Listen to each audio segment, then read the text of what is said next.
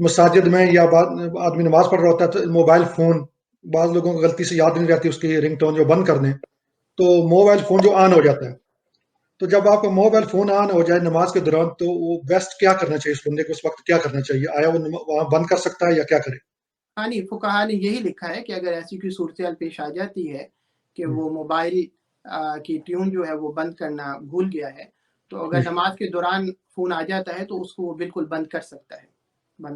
اجازت ہے اس کی۔ جی علام صاحب، موبائل کا جب فون آیا تو آدمی نے ایک پاکٹ سے فون نکالا ہے، اسی میں سے ایک سوال یہ ہے، آیا کو فون کو دے سکتا ہے جی کہ کس کا فون آیا یا نمبر دے سکتا ہے، اس کی اجازت ہے یا کس کی اجازت نہیں ہے؟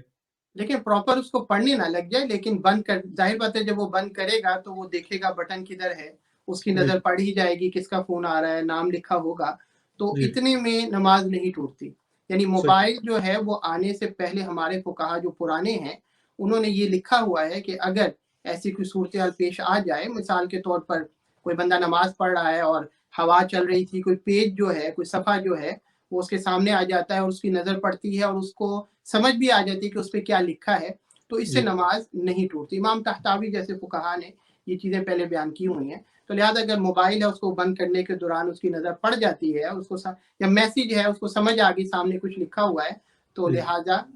اس سے نماز نہیں ٹوٹتی۔